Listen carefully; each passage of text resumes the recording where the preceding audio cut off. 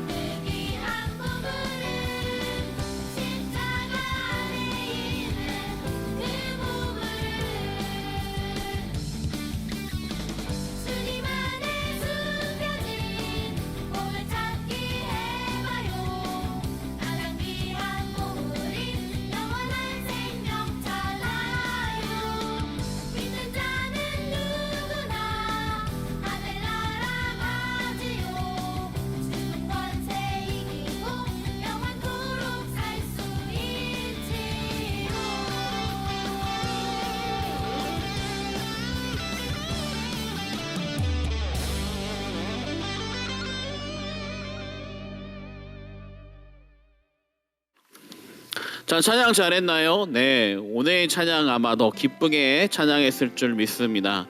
자, 오늘의 말씀은 요한계시록 5장 12절의 말씀을 우리 함께 보도록 하겠습니다. 한 절의 말씀이니까 우리 천천히 함께 읽겠습니다.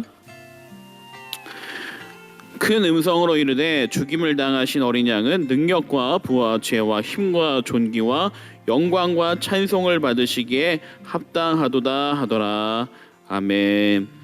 자, 우리 오늘의 말씀이 어떤 말씀인지 영상을 함께 보면서 말씀을 이해해 보도록 하겠습니다. 우리 친구들, 집중해서 한번 보세요.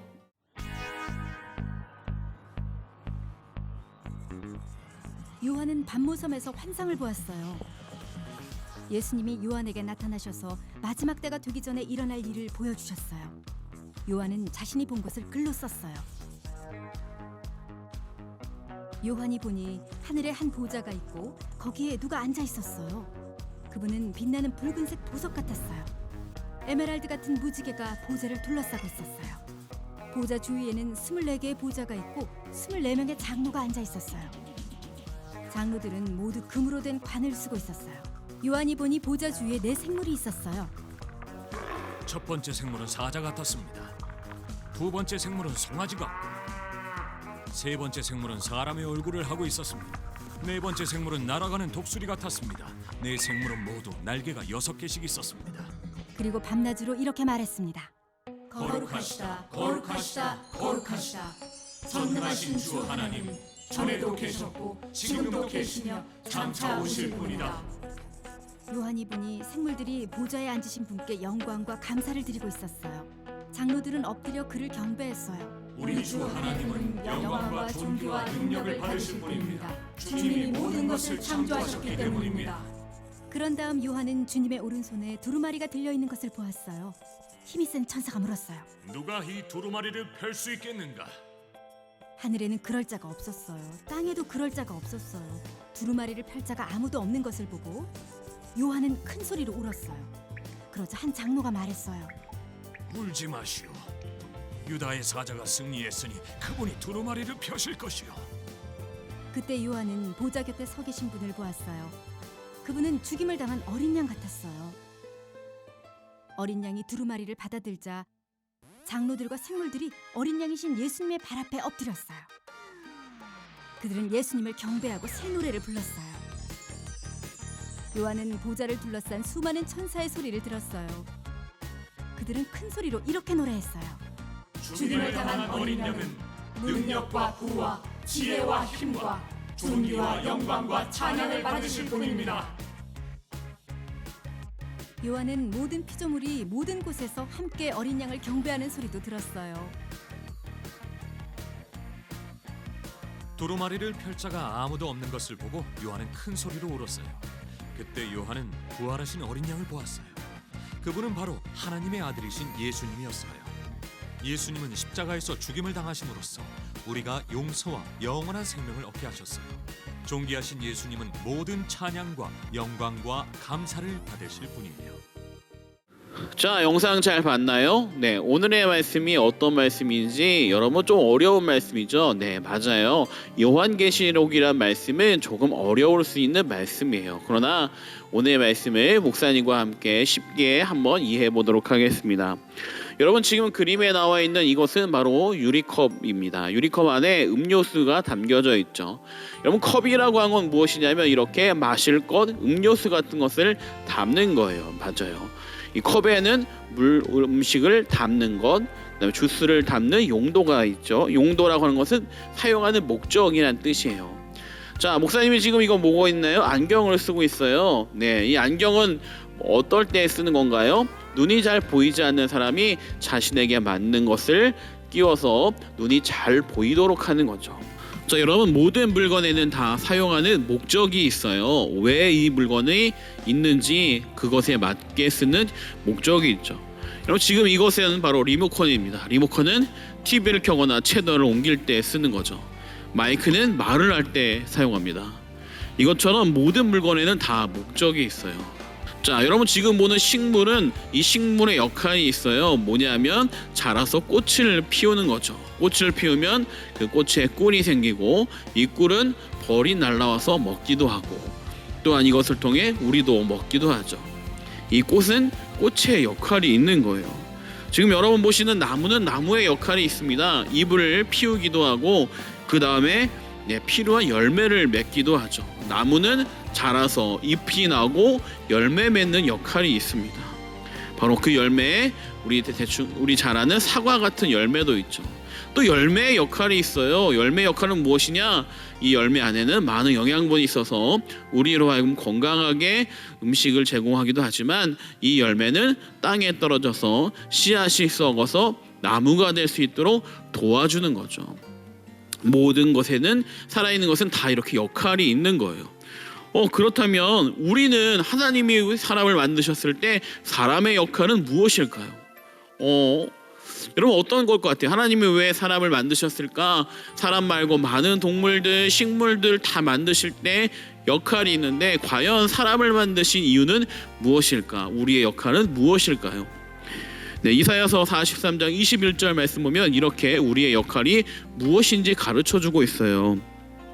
이 백성은 내가 나를 위하여 지었다니 나를 찬송하게 하려 함이니라. 아멘. 무엇이냐면 하나님이 우리를 만드신 이유는 하나님을 찬양하기 위해서 만드셨대요. 하나님을 찬양해야 되는데 그럼 목사님, 왜 우리가 하나님을 찬양해야 될까요? 우리를 만드셨기 때문에 찬양하는 건가요? 네, 그렇게 물을 수 있죠. 네, 맞아요. 우리를 창조하셨기 때문에 우리가 찬양하는 게 맞아요. 그런데 더 중요한 게 있어요. 무엇이냐면 우리가 찬양해야 될 의무로 찬양하는 게 아니라 우리가 찬양하기에 충분하신 분이라고 오늘 말씀에 가르쳐주고 있어요. 오늘 읽은 말씀 보니까 큰 음성으로 이르되 죽임을 당하신 어린 양은 능력과 부와 지혜와 힘과 존귀와 영광과 찬양을 받으시기에 합당하더라 하더라. 아멘. 어린 양이 뭘까요? 여러분 지금 나와 있는 이 그림처럼 어린 양은 예전에 제사를 지낼 때 필요했던 제사의 희생양이었어요.